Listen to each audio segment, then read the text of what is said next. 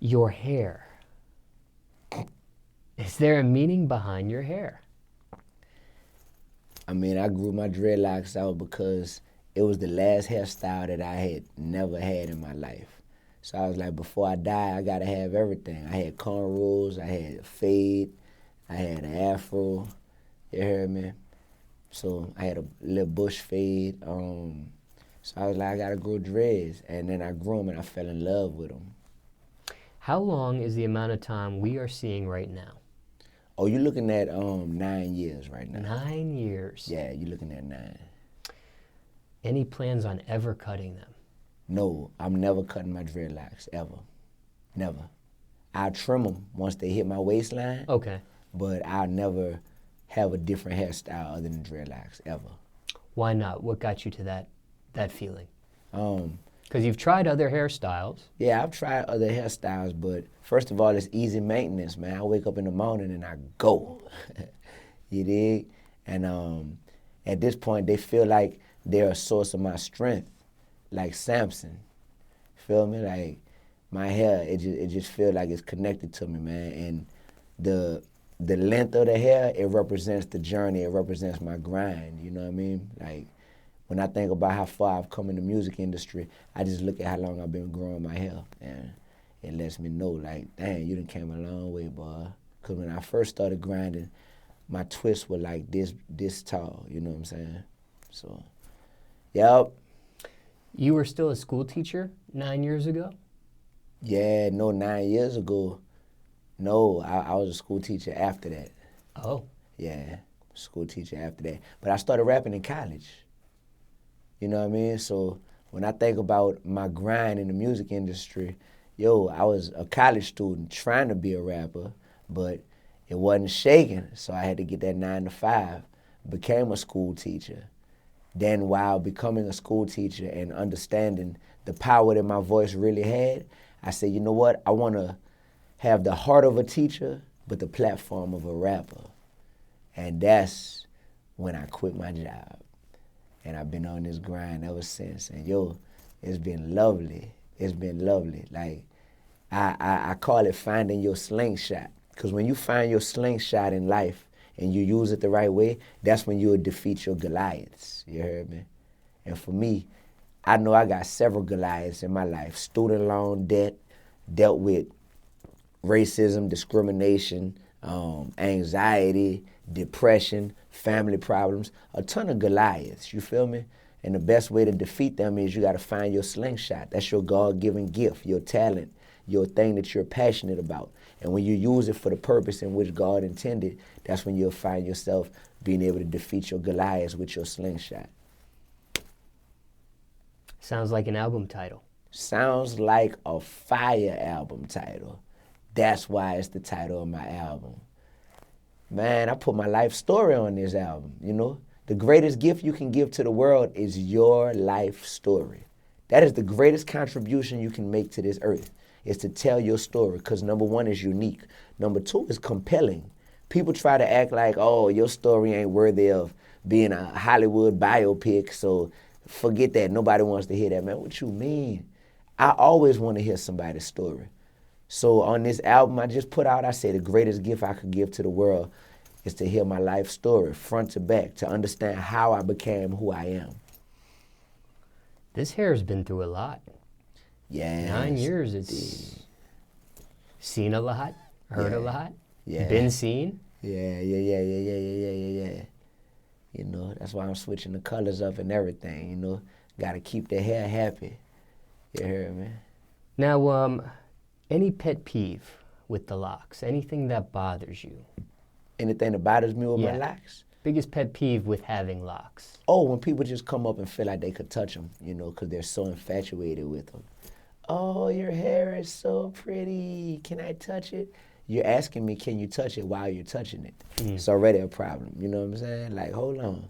So that's my only little pet peeve. But, you know, some people, I mean, I might be the first person they've ever seen with dreadlocks, who they could get that close to, you know? So people don't mean anything harmful by it, but yeah, like, I'm not a pet, you heard me? So don't be trying to pet me.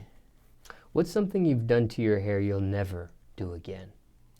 Oh man, the worst decision I ever made when it comes to any of my hair is, so you know I'm from New Orleans, so Mardi Gras every February, you hear me?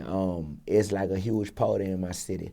So 3 years ago, I said every Mardi Gras I'm gonna dye my hair a different color. You know what I'm saying? That's just my way of bringing in Mardi Gras season, bringing in the new year. You know, representing that.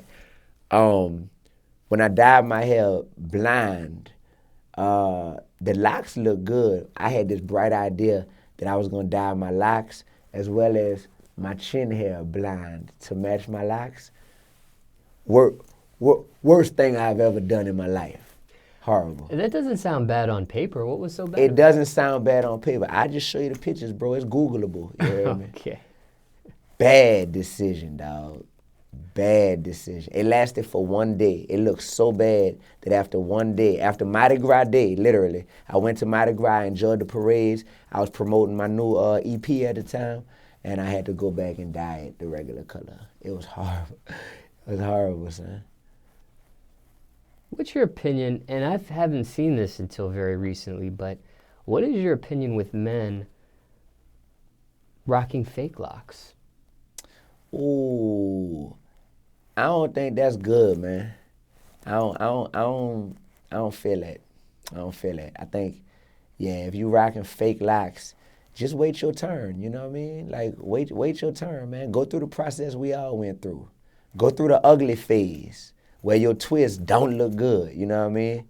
Go through that. Go through when it's twisted but it's not locked yet. Go through your process, man. You cheating. You want to go get a whole head full of locks in 1 day. What? I ain't never cheated the process, you heard me? I actually am in love with the process. So my whole music career, I ain't never took no shortcuts. You know, I did it all, from passing out flyers to people, putting them on people's cars, setting up a card table after a big concert that I didn't even perform at, but selling my product, standing outside the gas station, selling stuff. Man, like, I done did it all, yo. Opening for people on tour, setting up my own tours, coming out of pocket with every single expense you could think of. I never cheated the process, bro. Having a 9-to-5 to fund my dream, a lot of rappers have a problem with that. They feel like they got 10, 15,000 followers on Instagram, and they don't want to get a job because they think their fans won't take them as serious if they get a job.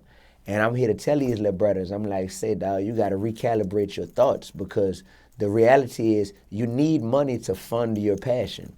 Music is just a passion for you at this point, but it's not a career. I don't want to see you get locked up and go to jail because you're out here trying to hustle and you selling heroin or you selling whatever, you know what I mean? I don't want to see that, bruh. Go get you a job, man. Be smart. Save your money while you got the job. And if you don't like the job, that's going to be even more motivation to make you go hard in the studio when you get off of work, because you're going to be like, man, this music stuff got to pop. But at least you have stable income and you got legal income. Facts. What's the public reaction you get from strangers to your hair? The public reaction I get from strangers to my hair, people love my hair. They love it. They love the length. They love the 2-strand twist. You heard me? That's my little style that I rock. And they love the color. So it's a win-win-win. What about, maybe a difference between living in your own city versus when you're traveling to other cities? Oh, yeah, in New Orleans, I mean, I would say there's a whole generation that was influenced by Lil Wayne that, we all got dreadlocks. Like Lil Wayne raised a whole generation, a couple of generations in my city. So that's just facts. So dreadlocks are very common in New Orleans. In other cities, it's not as common as I travel. So, people, they stare a little more. That's when you get the people. Nobody in New Orleans ever tried to pet my hair because it's normal. But in these other cities, Omaha, Nebraska, they're trying to pet my hair all day. Little kids can be brutally honest. Yeah. What do they say when they see your hair? A little kid has never verbally commented on seeing my hair, They usually just be like, that's Dee-1. Do you feel like your hair attracts a certain type of women or doesn't attract a certain type of women? I feel like me as a man, I attract the women. I don't think it's the hair. The hair is an accessory. You hear me? So that's not my best feature, is my hair. I say it like that. If your hair is your best feature, partner, you got to get your life together. With your hair, have you felt or faced discrimination, stereotyping, or profiling? I've definitely been profiled because of my hair. You know, I've had police pull me over before. You know, I'm a black man from New Orleans with dreadlocks.